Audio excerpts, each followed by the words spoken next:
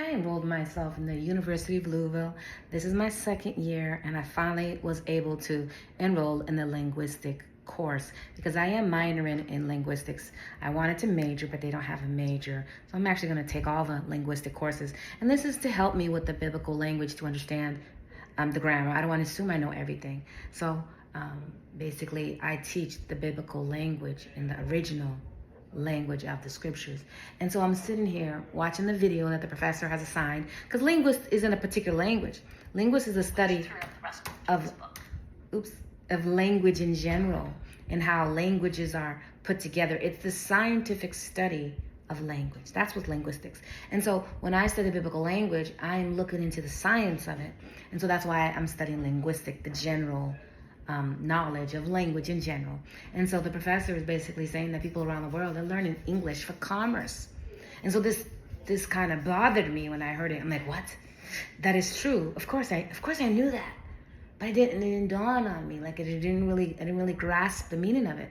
So then I thought about you guys who are not studying the scriptures, the biblical language, the original language. If the biblical language would give you money, would you study it?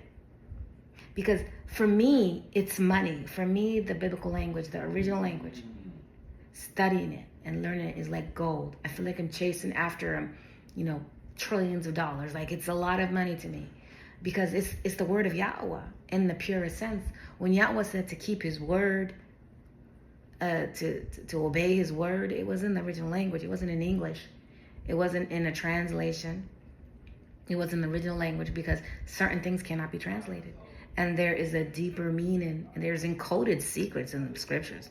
You need to actually learn. If you've really worshiping Yahweh, you actually need to study the biblical language and learn words and make connections, because there's secrets in there and there's codes. And I found the codes of the original language of the scriptures.